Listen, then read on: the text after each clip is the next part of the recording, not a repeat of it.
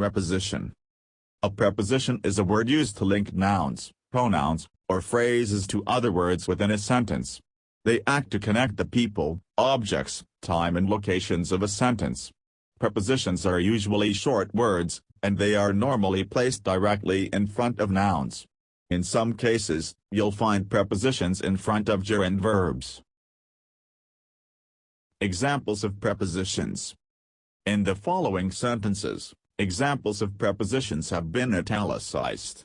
As you read, consider how using different prepositions or even different types of prepositions in place of the examples might change the relationship between the rest of the words in the sentence.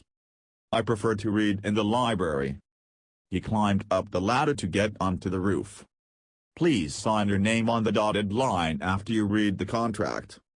Go down the stairs and through the door. On and den. On is used when referring to something with the surface. The sculpture hangs on the wall. The images are on the page. The specials are on the menu, which is on the table. In is used when referring to something that is inside or within confined boundaries. This could be anything, even a country. Jim is in France, visiting his aunt in the hospital. The water is in the jar in the fridge. The girls play in the garden. At. At is used when referring to something at a specific point. The boys are at the entrance at the movie theater. He stood at the bus stop at the corner of Water and High Streets. We will meet at the airport. Type of prepositions. Basic examples of time prepositions include at, on, in, before and after. They are used to help indicate when something happened, happens or will happen. It can get a little confusing though, as many different prepositions can be used. Prepositions of time examples in the following sentences are in bold for easy identification. For example, I was born on July 4, 1982. I was born in 1982. I was born at exactly 2 a.m. I was born 2 minutes before my twin brother. For years, months, seasons, centuries and times of day, use the preposition in. I first met John in 1987. It's always cold in January. The Second World War occurred in the 20th century. We eat breakfast in the morning. For days, dates and specific holiday days, use the preposition on. We go to school on Mondays, but not on Sunday. Christmas is on December 25th. Buy me a present on my birthday. For times, indicators of exception and festivals, use the preposition at. Families often argue at Christmas time. I work faster at night. Before and after should be much easier to understand than the other examples of prepositions of time. Both are used to explain when something happened, happens or will happen, but specifically in relation to another thing. Before I discovered this bar, I used to go straight home after work. We will not leave before 3 p.m. David comes before Brian in the line, but after Louise. Other prepositions of time could include during, about, around, until and throughout. The concert will be staged throughout the month of May. I learned how to ski during the holidays. He usually arrives around 3 p.m. It was about 6 in the morning when we made it to bed. The store is open until midnight. Prepositions of place. To confuse matters a bit, the most common prepositions to indicate time, on, at, in, are also the most common prepositions to indicate position. However, the rules are a little clearer as place prepositions are a more rigid concept than time prepositions. Prepositions of place examples in the following sentences are in bold for easy identification. The cat is on the table. The dogs are in the kennel. We can meet at the crossroads. Under, over, inside, outside, above and below. Lots of other prepositions of place, such as under, over, inside, outside, above and below are used in English. There is, However, a lot less confusion as they refer to rigid positions rather than abstract ones. The cat is under the table. Put the sandwich over there. The key is locked inside the car. They stepped outside the house. Major is ranked above corporal. He is waving at you from below the stairs. Prepositions of movement. Prepositions of movement are quite easy to understand as they are less abstract than prepositions of place and time. Essentially, they describe how something or someone moves from one place to another.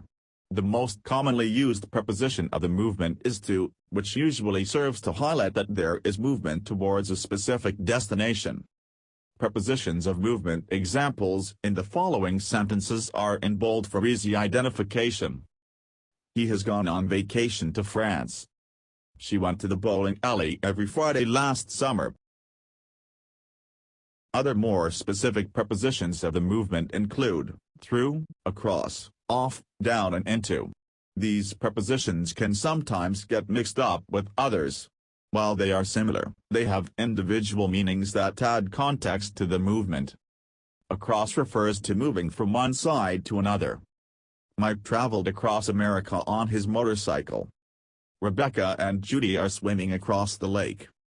Through refers to moving directly inside something and out the other end. The bullet Ben shot went through the window. The train passes through the tunnel. Into refers to entering or looking inside something. James went into the room. They stare into the darkness. Up, over, down, past and around indicate directions of movement. Jack went up the hill.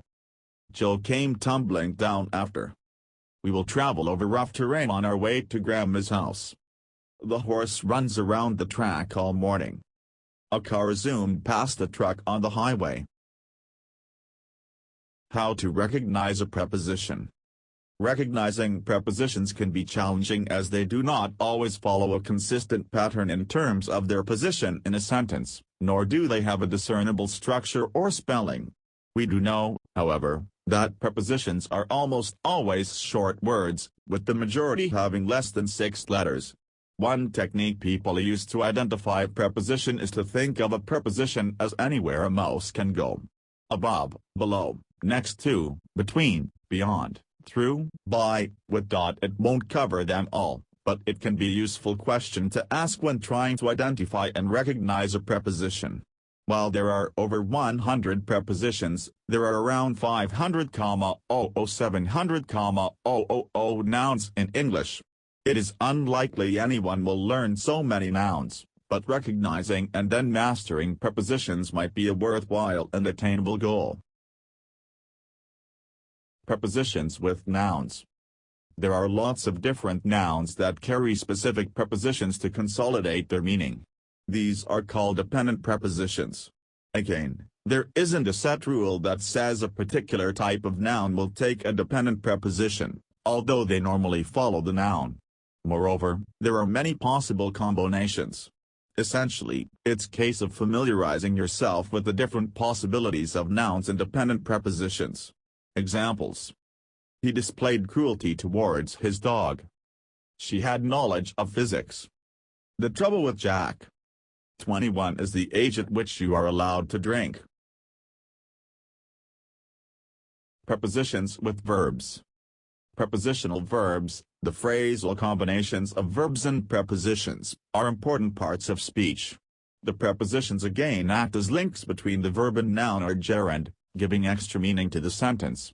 The prepositions most commonly used with verbs are to, for, about, of, in, at and from. The good news is that these will always come after the verb in the sentence. However, it should also be noted that the prepositional verbs can have slightly different meaning compared to the original verb. For example, to relate a story simply means to tell a story. To relate to a story means you identify with it, find some personal meaning in that story. Verb plus to. He admitted to the charge. I go to Vancouver on vacation twice a year. William can relate to the character in the play. Prepositions with adjectives. Prepositions can form phrases with adjectives to give further context to the action, emotion or thing the adjective is describing.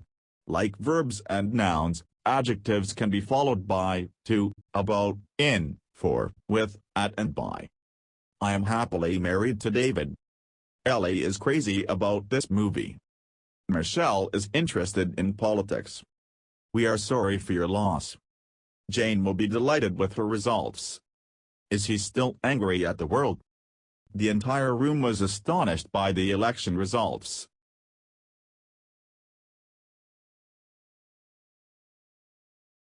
Thank you for watching the video. Please subscribe to our channel for more videos regarding English grammar. Test your English grammar.